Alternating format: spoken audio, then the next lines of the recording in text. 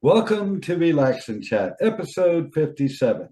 Today we have Canadian action adventure epic fantasy author Trinity Cunningham. How are you today, Trinity? I'm well, thank you. It's been a busy week, so I'm relaxed now. Every single day is incredibly busy for me. My first year with my press, I was all excited because everything was working so well. I was getting so many submissions, and it's freaking awesome. I got like 400 plus submissions. Now in the second year, I'm completely buried in work. I'm very shorthanded. Yeah, so it goes. A lot of work. Yeah.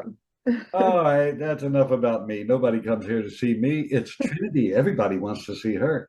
All right. So let's jump right into the questions. Okay. The Guardians of the Welder Stone.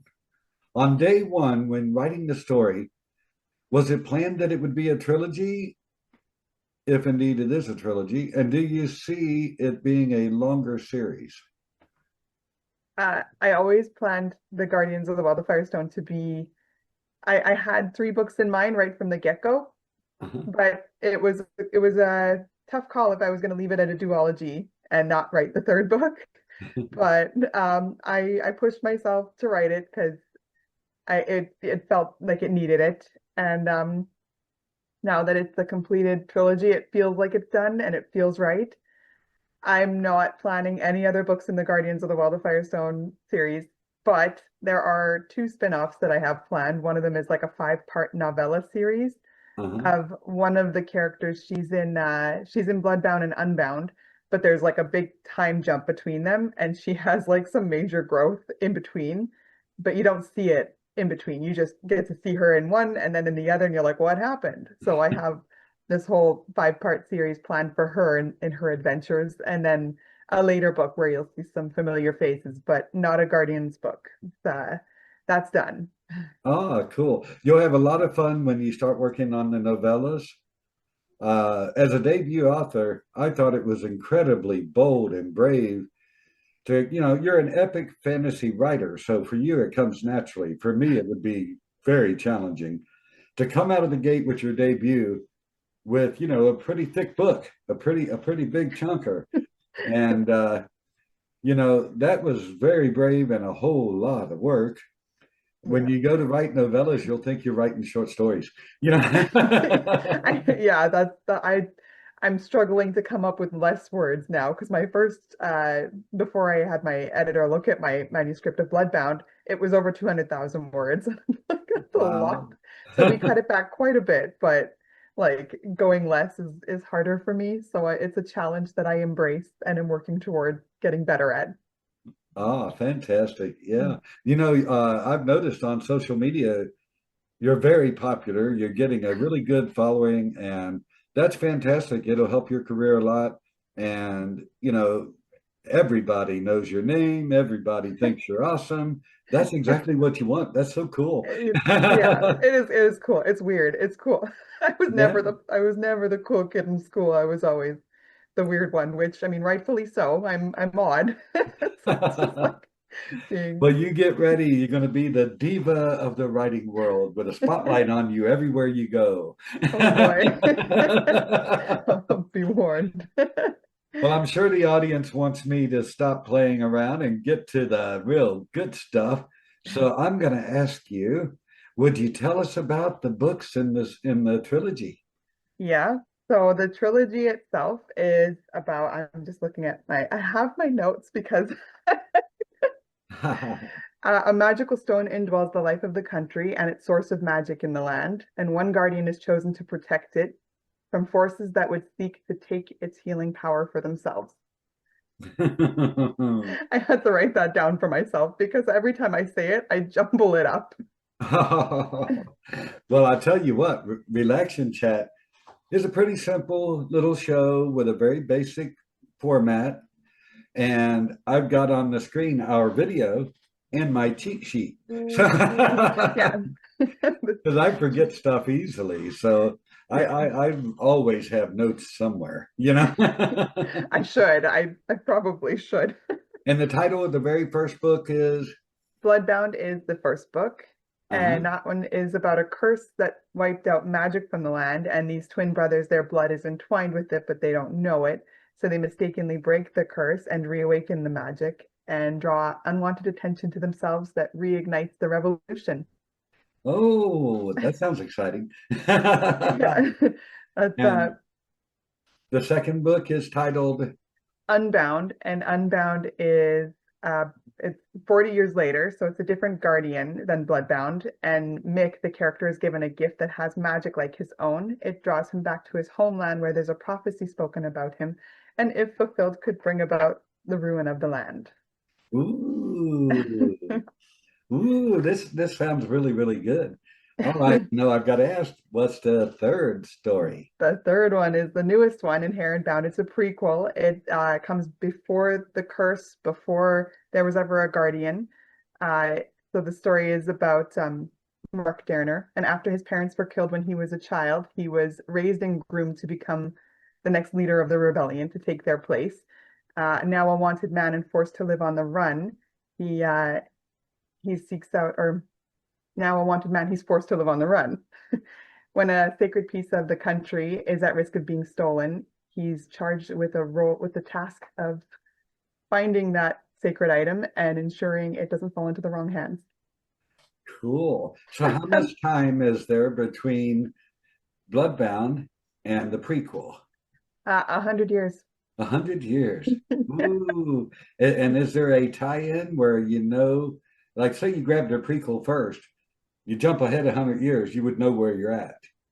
Yeah, there's so the elder race people are the magical people and they live for centuries. So like you'll see familiar people as well as new faces from Bloodbound. If you were to pick up Inherent Bound first, it would be like just easing into it's supposed to kind of be like you can start with it, you can end with it.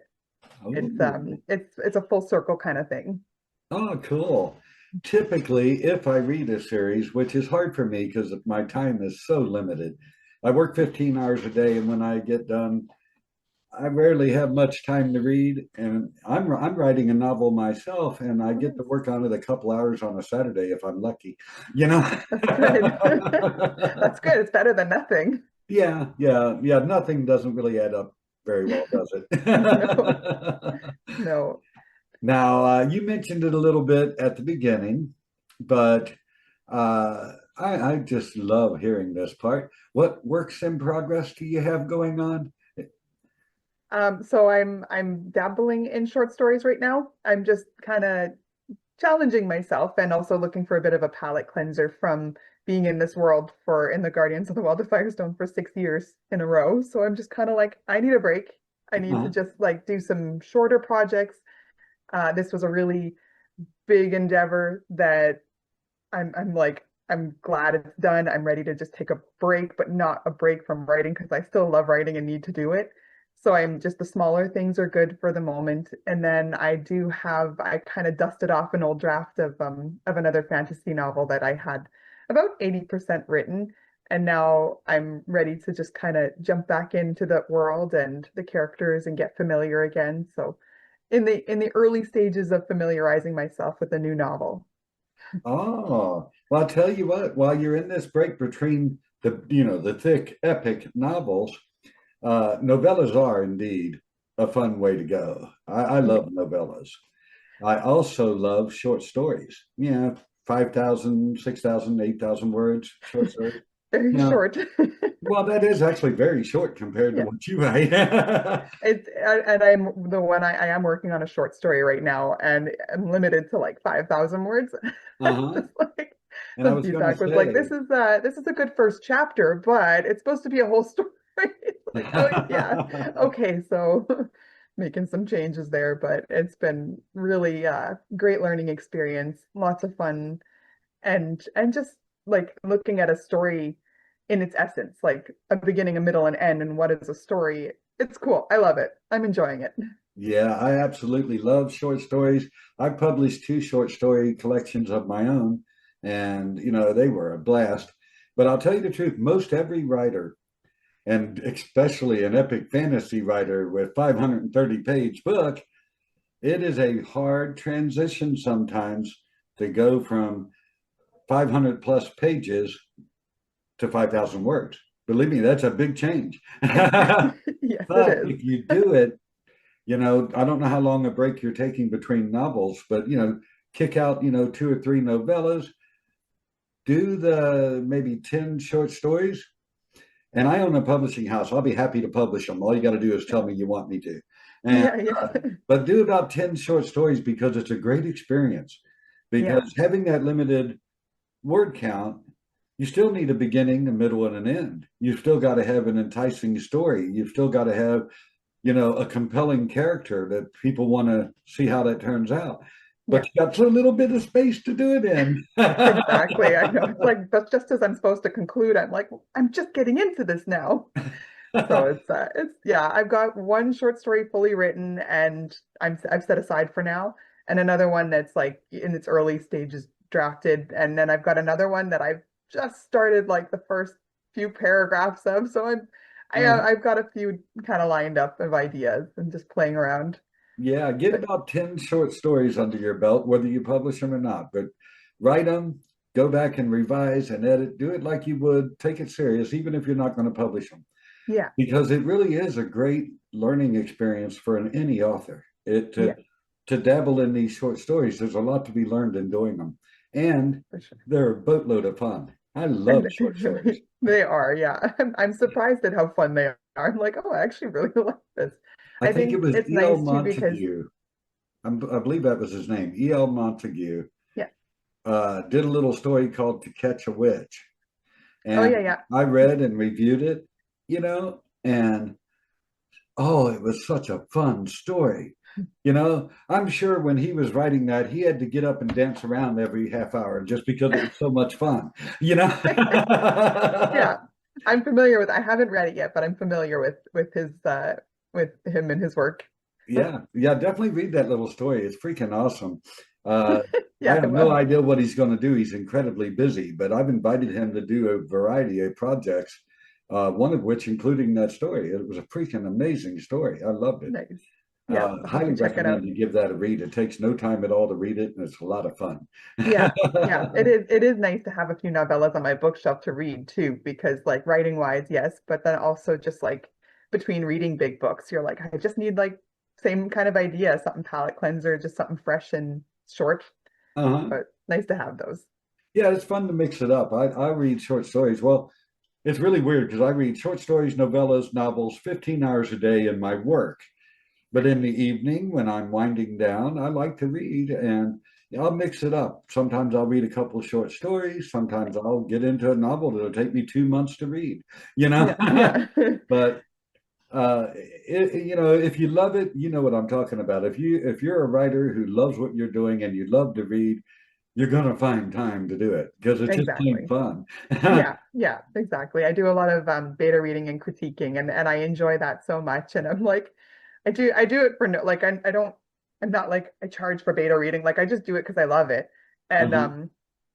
I get overwhelmed with them, and I'm like, oh, I took on too much. But then I'm like, but I love the stories. Yeah, it is a blast.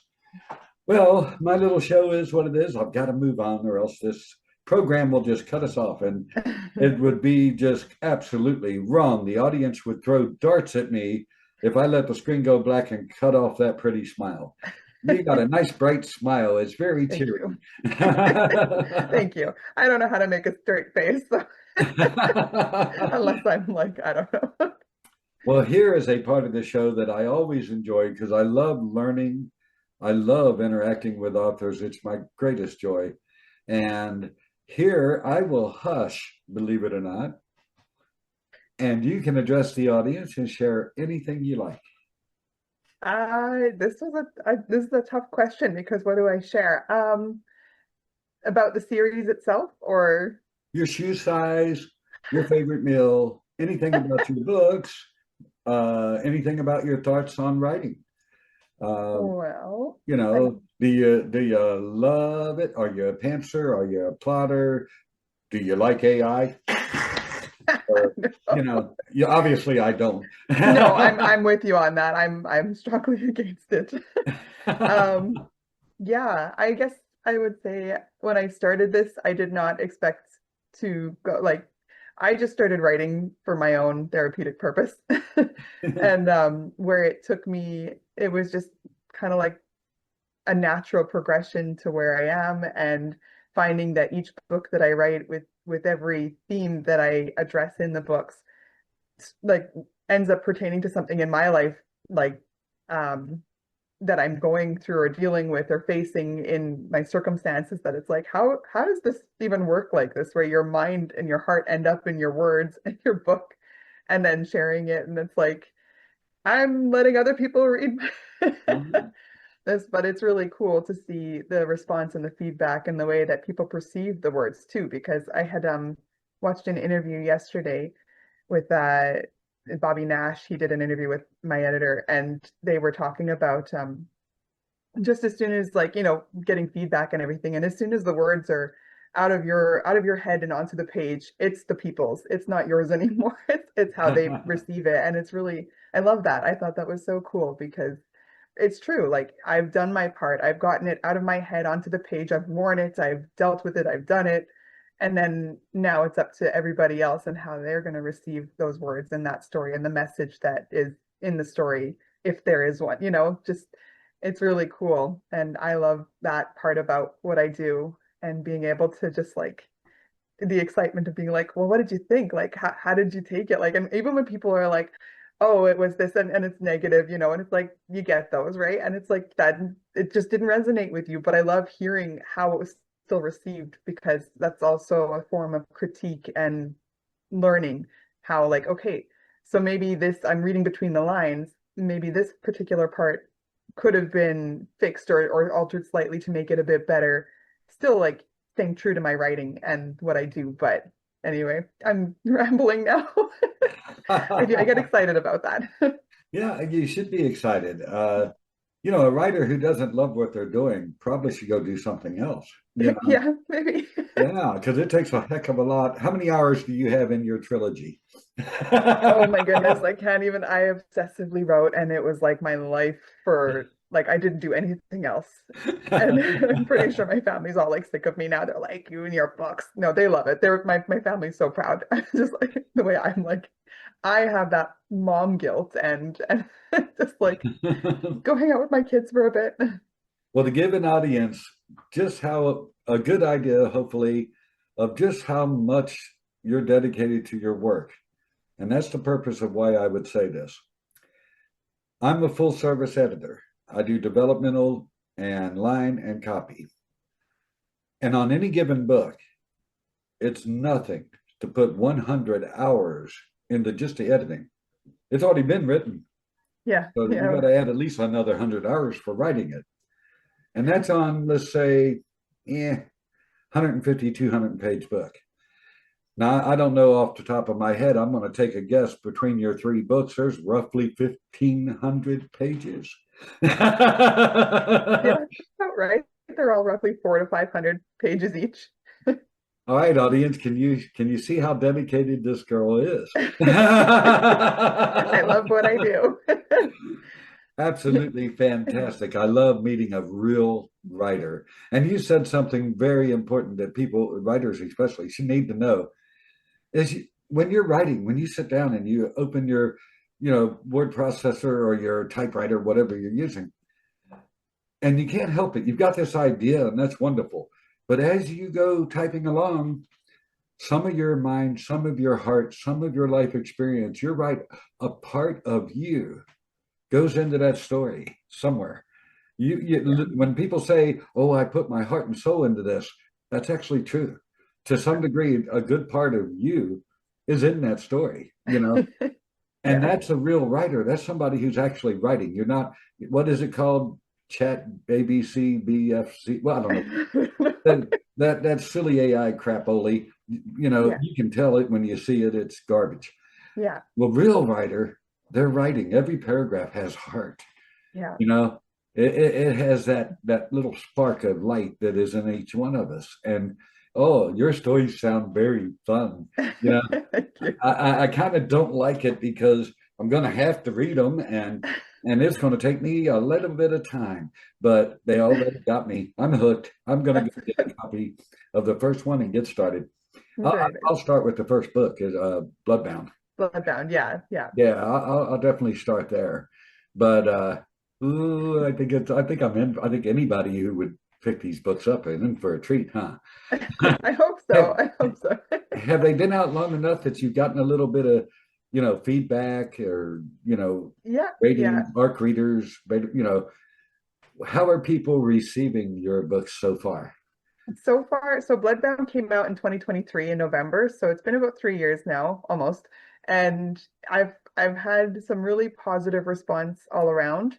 There's been no negative feedback. It's been more very just very helpful. Like the 3-star reviews, whatever they said in a review has been like, okay, I know now. And just like how I can improve and make things better and things that I'm thinking, and it's like I know I did things intentionally with a purpose. So certain things that were commented on, it's like that particular part just didn't resonate with certain readers, and I recognize that I know my own purpose in it, but it's had really positive feedback so far.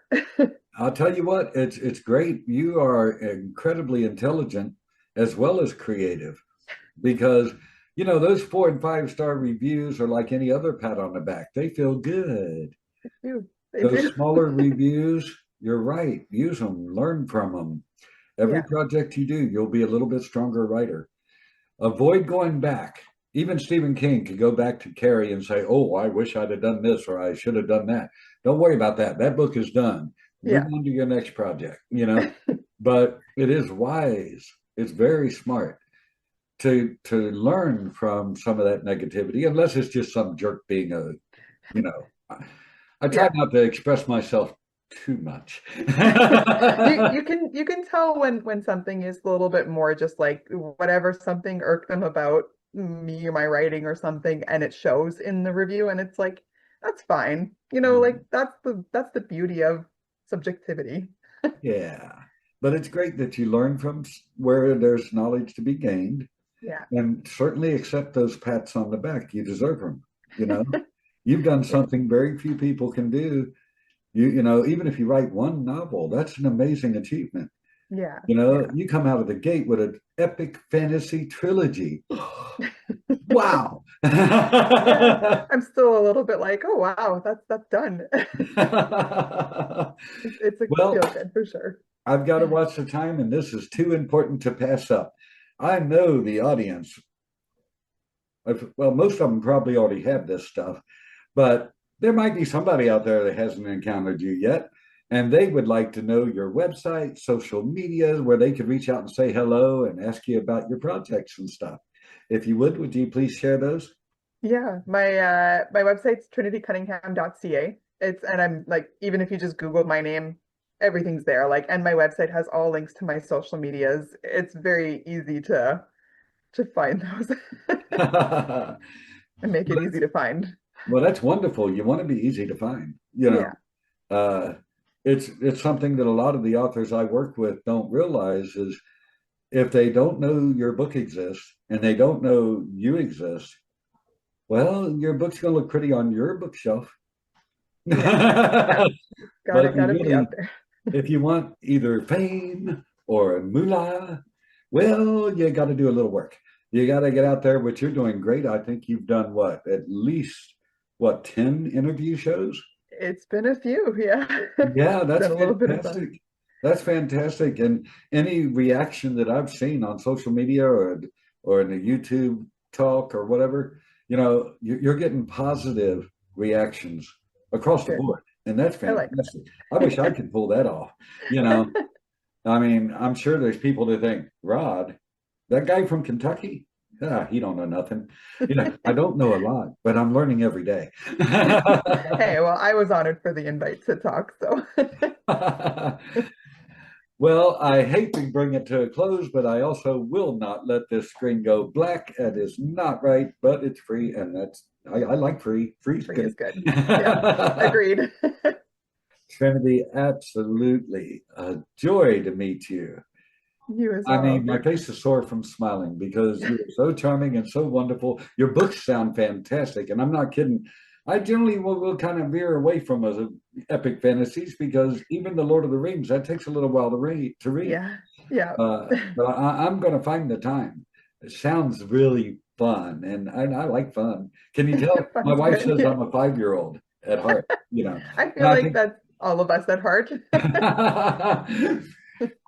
truly a joy to meet you. Absolutely. Any projects that you come out with in the future, if you want to promote them, uh, you have a standing invitation to come on the show and we'll promote whatever you want to promote.